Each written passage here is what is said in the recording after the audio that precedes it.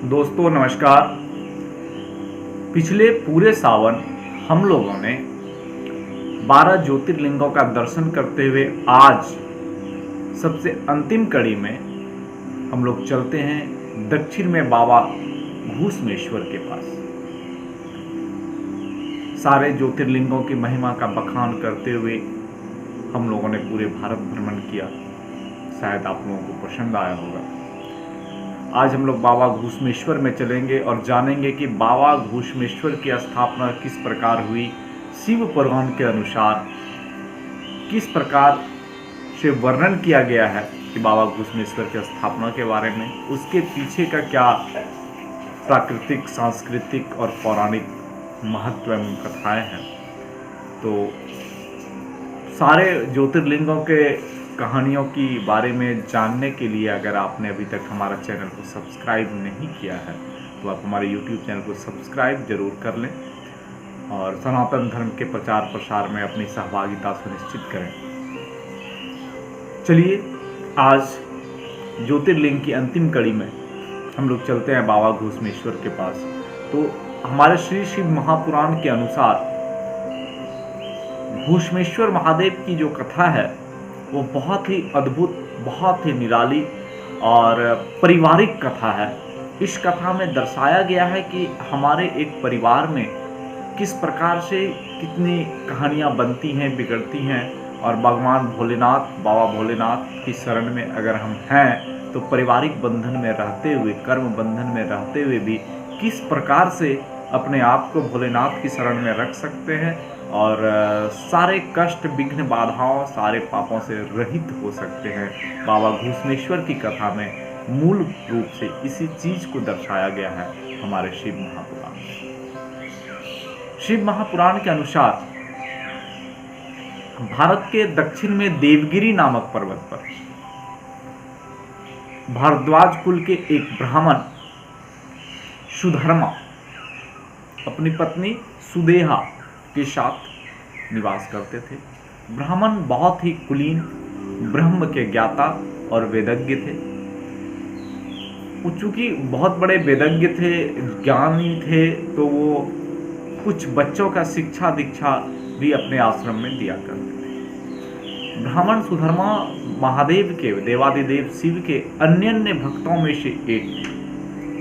जैसा कि प्राय होता है, तो जब ब्राह्मण अन्य भक्तों में से एक थे, अतिथियों के पूजक थे, तो उनकी पत्नी भी होगी। तो सुदेहा भी भगवान भोलेनाथ की अन्य भक्तों में से एक थी। परंतु एक जो मूल कारण था जिससे ब्राह्मण सुधर्मा कम चिंतित थे, लेकिन सुदेहा बहुत परेशान रहती थी, कि वो निसंतान थी, उन्हें पुत्र नहीं था।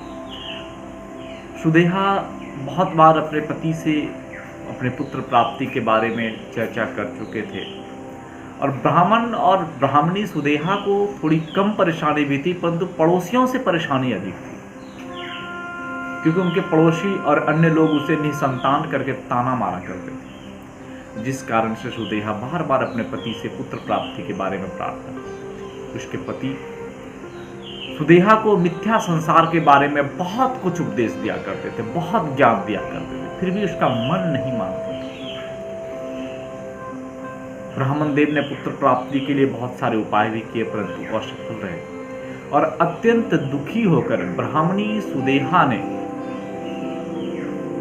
ब्राह्मण का विवाह अपनी बहन घुष्मा से करा दिया। विवाह के पहले ब्राह्मण सुधर्मा ने सुदेहा को बहुत समझाया कि तुम घुष्मा से बहुत प्यार करती हो, तुम्हारा और घुष्मा के बीच परस्पर संबंध बहुत अच्छे हैं, परंतु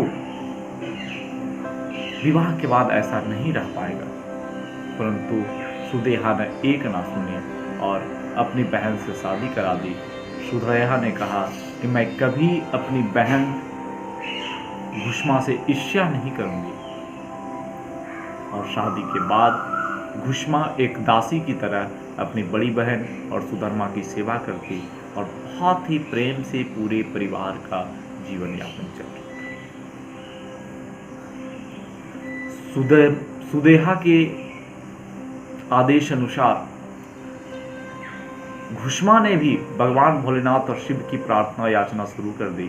वो प्रतिदिन एक पार्थिव लिंग बनाती, पार्थिव लिंग में भगवान भोलेनाथ शिव की पूजा करती और उस पार्थिव लिंग को बगल के सरोवर में विसर्जन करती और ऐसा प्रतिदिन चलते रहता था। तो प्रतिदिन चलते हुए समय बीतता गया। समय बीतते हुए घुष्मा ने एक बहुत ही सुंदर, सौभाग्यशाली, सद्गुण संपन्न पुत्र को जन्म दिया।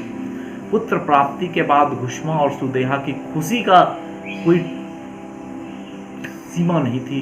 सारे परिवार जन, पड़ोसी, सब कोई, और सुदेहा ने अपने पुत्र के बारे में बताया सबको। अपने पुत्र नहीं होने के बारे में जो ताना मारा करता था वो सारी समस्याएं समाप्त हुई और जीवन बहुत ही अच्छा से चलने लगा। इस चीज को देखते हुए घुष्मा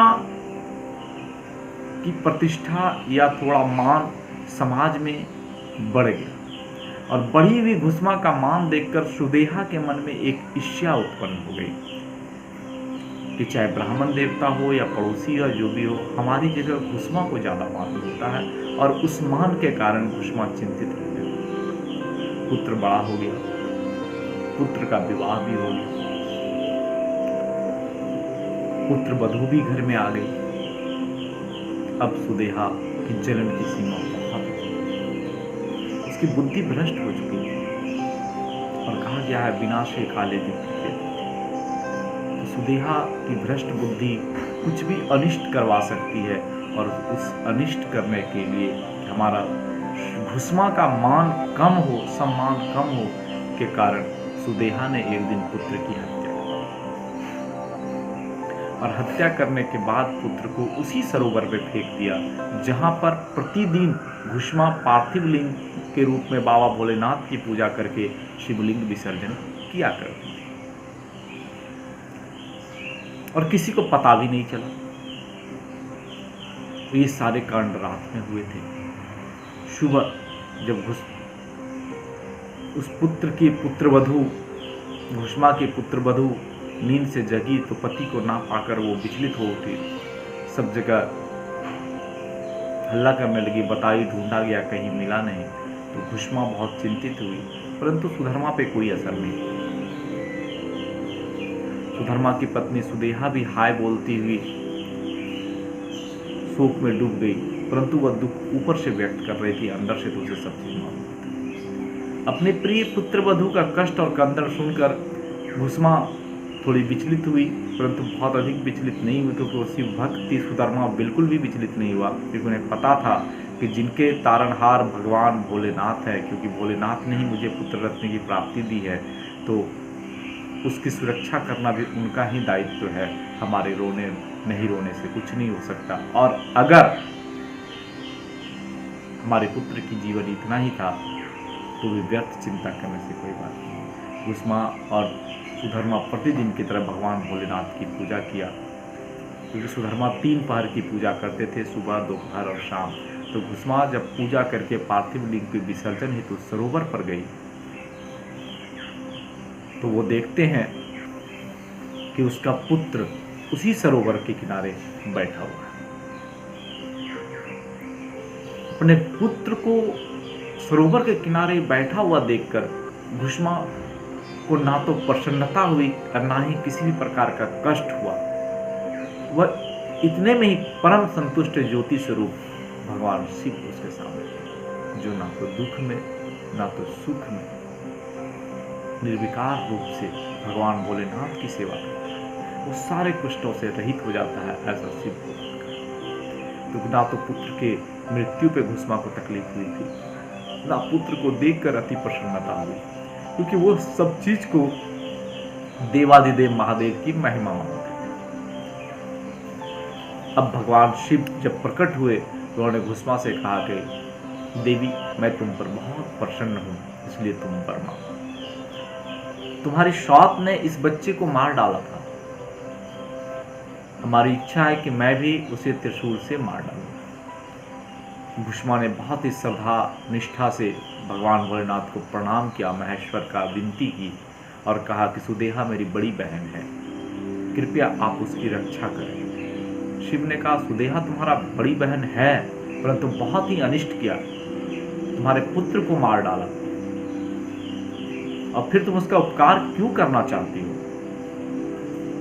नियमानुसार दुष्टा तो सर्वदा मार डालने योग्य होती है, और सुदेहा तो बहुत बड़ी दुष्टा निकली। घुष्मा ने हाथ जोड़कर प्रार्थना की, कहा, देव, आपके दर्शन मात्र से सारे पातक भस्म हो जाते हैं। हमने ऐसा ही आप पुराणों में सुना है कि जो अपकार करने वाले का, यानी अनिष्ट करने वाले का भी उपकार करता है, उसका भी दर्शन से पाप बहुत दूर भाग जाता है। सदाशिव जो कुकर्म करने वाला है वो करे, भला उसके कुकर्म के अनुसार से हम भक्त दुष्कर्म क्यों करें? आपके सेवा में, आपके पुराणों में तो यही कहा गया है कि बुरा करने वालों का भी भलाई करो, तो आप प्रसन्न होते हैं। तो फिर मैं आपकी इच्छा के विरुद्ध कैसे जाऊं? घुष्मा की बात सुनकर भगवान शिव अत्यंत प्रसन्न हो उठे। देवादिदेव महादेव दया सिंधु भोलेनाथ महेश्वर ने कहा, घुष्मा, तुम्हारे हित के लिए मैं तुम्हें कोई वर अवश्य दूंगा, इसलिए तुम कोई और वर मांगो। उसने महादेव से कहा कि आप मुझे वर देना चाहते हैं। देवादिदेव महादेव महेश्वर, आप जन कल्याण हेतु, लोगों की रक्षा हेतु, इस मनुष्य जीवन में कुछ कल्याण करने हेतु आप सदा इसी पर्वत पर निवास करें और आपकी ख्याति मेरे नाम से पूरे संसार में विश्व विदित। घुष्मा की प्रार्थना और वर याचना से महेश्वर शिव ने कहा कि मैं सब लोगों को सुख देने के लिए हमेशा यहीं निवास करूंगा और मेरा ज्योतिर्लिंग घुष्मेश के नाम से संसार में प्रसिद्ध होगा। यह सरोवर भी शिवलिंग का, अर्थात तुम जो हर रोज हमारी पूजा करके पार्थिव लिंग को इस सरोवर में विसर्जन की हो, तो ये सरोवर भी शिवलिंग का आलय होगा, यानी शिवालय होगा। और ये सरोवर पूरे संसार में शिवालय के नाम से प्रसिद्ध है। इस सरोवर के दर्शन करने से सब प्रकार के अभिष्ट प्राप्त होंगे। भगवान शिव ने आशीर्वचन बोलते हुए घुष्मा से कहा कि तुम्हारे 101 पीढ़ियों तक ऐसे ही श्रेष्ठ पुत्र उत्पन्न होते रहेंगे और वो सभी संतानें उन्नत गुणों से संपन्न, सुंदर स्त्रियां, धन, वैभव, विद्या, बुद्धि, दीर्घायु से युक्त हों। वे भोग और मोक्ष दोनों प्रकार के लाभ प्राप्त करने के पात्र होंगे। तुम्हारी 101 पीढ़ियों तक वंश का विस्तार शोभादायक होगा, यशस्वी होगा, आनंदवर्धक होगा। इस प्रकार भगवान शिव घुष्मा को वरदान देते हुए शिव ज्योतिर्लिंग के रूप में उसी जगह पर स्थित हो गए और वो जगह घुष्मेश के नाम से प्रसिद्ध हुई। सरोवर शिवालय के नाम से विख्यात हुआ। सुधर्मा, घुष्मा तथा सुदेहा ने उस शिवलिंग की तत्काल 101 परिक्रमा दाहिनी ओर से की। पूजा करने के बाद परिवार के सभी सदस्यों की मन की मलिनता दूर हो गई। पुत्र को जीवित देख सुदेहा बहुत लज्जित हुई और उसने अपने पति तथा बहन घुष्मा से क्षमा याचना कर प्रायश्चित करके पाप का शोधन किया। इस प्रकार देवादिदेव महादेव का घुष्मेश्वर ज्योतिर्लिंग के रूप में आविर्भाव हुआ, जिसका दर्शन और पूजन करने से सब प्रकार के सुखों की वृद्धि होती है। जगत गुरु शंकराचार्य ने घुष्मेश्वर महादेव के बारे में विस्तार से सारे जगत में सनातन धर्म के प्रचार हेतु जन कल्याण को बताया। तो दोस्तों, कैसी लगी आपको हमारी आज की कड़ी? और आज हम देवादिदेव महादेव के 12 ज्योतिर्लिंगों में 12वें ज्योतिर्लिंग पर थे और आज इस 12 ज्योतिर्लिंग की कड़ी यहीं समाप्त होती है। पूरे श्रावण हम हर रोज एक छोटी शिव कथा के रूप में आपके साथ मिलते रहेंगे। आज विदा दीजिए अपने दोस्त श्री चंद्रमौलेश्वर को। कल फिर मिलते हैं कुछ और बाबा भोलेनाथ की कथा लेकर। तब तक अगर आपने हमारे फेसबुक पेज को फॉलो नहीं किया है तो CM झा एकेडमी को फॉलो करें और हमारे YouTube चैनल को अगर सब्सक्राइब करके बेल आइकन को नहीं दबाया है तो अभी हमारे YouTube चैनल को सब्सक्राइब करें, बेल आइकन को जरूर दबाएं। धन्यवाद। कल फिर मिलते हैं इसी जगह इसी समय।